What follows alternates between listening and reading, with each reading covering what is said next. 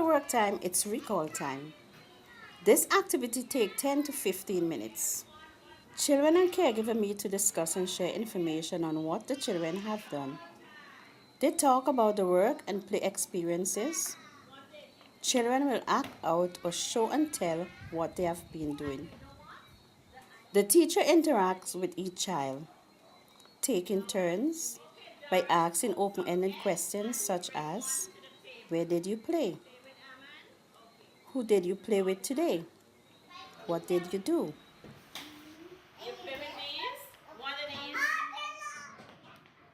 Then comes small group time for 15 to 20 minutes. The group is divided into two small groups, each with an adult. In this setting, the caregiver assigns tasks to the children. The teacher will work with the same group of children for about 4 to 6 weeks, which develop trust and understanding for both child and adult. The teacher aims to develop, motivate, and support the children by giving ideas, suggestions, and encouragement. Children learn to solve their own problems and work independently. After a full morning of indoor activities, it is outside time for 30 to 40 minutes. Children must move freely, playing with others, climbing, running, jumping, and swinging. During outside time, children develop their motor skills and build a sense of self by exploring the world around them and investigating nature. The daily routine gives children a sense of time, place to belong, security, trust, understanding, responsibility, problem solving, social relations, to be creative, make choices, and to work with materials. Children can identify the different parts of the daily routine and are able to predict what comes next. Symbols, drawings, photographs, and pictures are added to each segment to show the children what it's all about. All materials in the different areas of the classroom are labeled in words as well as pictures. The teacher observes and records all developmental areas in the child's daily activities. By doing this, the caregiver can identify the areas that need attention and will recognize the key experiences in the child's development. And then, after a full day of fun activities, it is departure time. We care for each other and wish children and parents a pleasant day. Hope to see you back in good health tomorrow. At the Sacred Heart School, the teachers have also been coached by consultant Mr. Ludo Heile to teach the different levels. Children now work in small groups, in pairs or individually. The implementations the teachers already done in the schools. So I visit yesterday and today. I visit different classroom sessions. I visit the centers that the teachers have prepared in their classrooms, and I discussed with the teachers how we can enrich those centers. I was surprised by the variety of centers I could see here. A lot of teachers had very good assignments in the centers, had thought about games including in the center because we believe that play-based learning is very effective. We have research findings that play-based learning is very effective, and we see that they try to implement it, all of those things, into the centers. We're now in the second cyclus, so we're in the second phase of the innovation, and the idea is we started the process, but we have to improve. We have to go to the next phase, and that's what I'm come to do here, to help teachers to think about possibilities to enrich what they are doing. As of the beginning, the Innovations Bureau has organized meetings for all involved in education. Parents, teachers, board members and politicians, all of you have been invited to meetings, you've received information and your opinion was valued.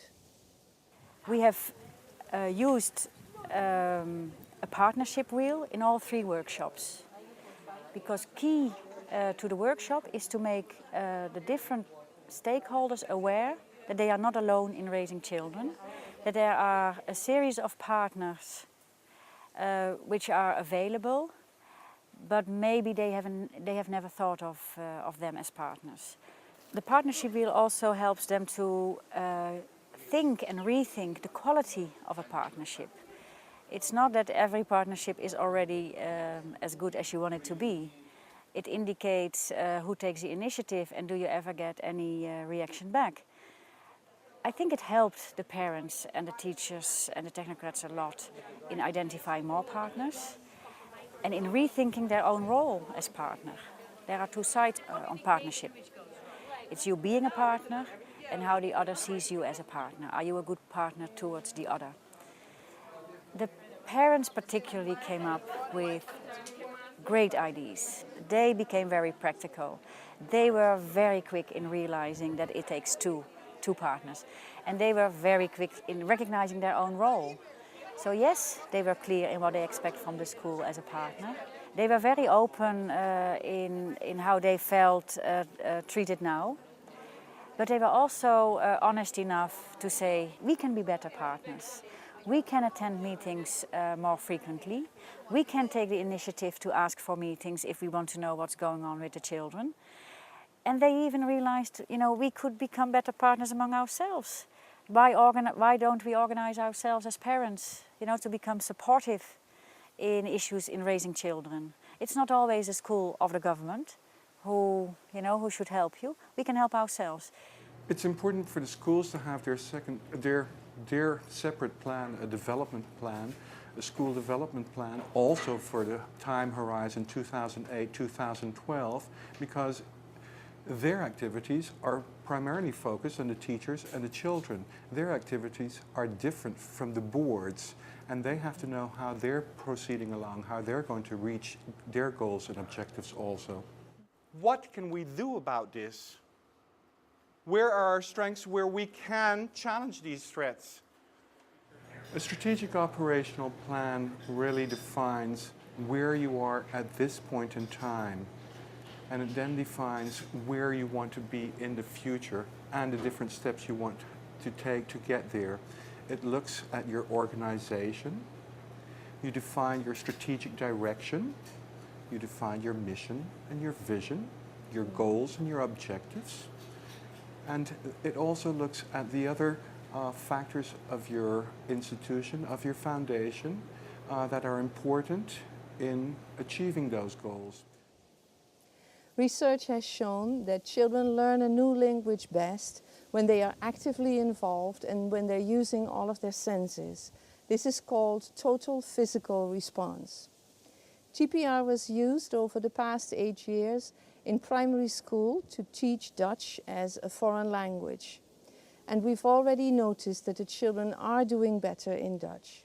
This will help them when they want to further their studies in the Netherlands. Goedemorgen. Hoe gaat het met jou?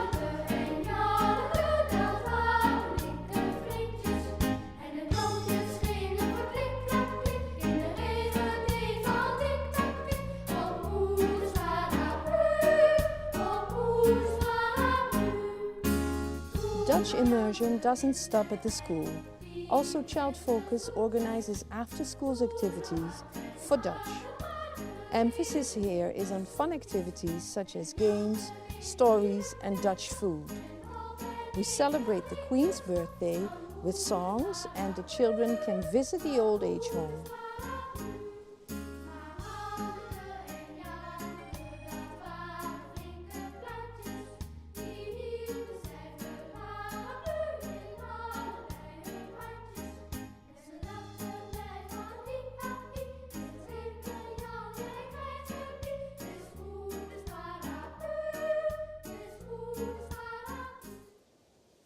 It is proven that children achieve better in school when their parents are actively involved.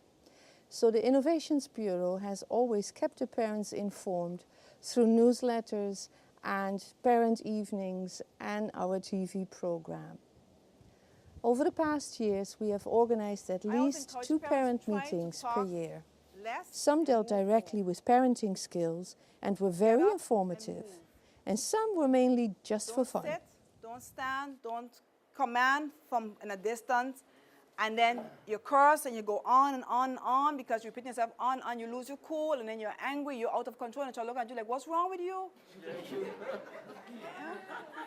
And they actually ask you that. They tell you that. You know? And you are out of control and they are cool. Yeah. And then you catch yourself. Yeah.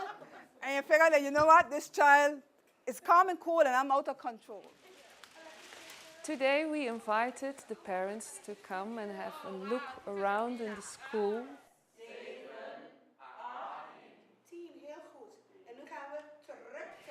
They can see several ways how to work in Dutch with the children. Mag ik doen? Jij mag het lichaam, hoe ziet het echt uit? Also, we made in every classroom a small Dutch corner. In every classroom there is a little place in the class, or it is hanging, or it is standing, where the teacher can put the things what we were explaining today or yesterday, and children can remember the things. So it is visual inside in every class. We've always supported positive parenting initiatives by the PTA and more recently the Triple P, which stands for Positive Parenting Program. So it's very important for parents to realize that they don't have to know everything. They can ask questions. Also for people who doesn't have children, it's very important that they have also a role in guiding children. So that's why we start with also a mass media program.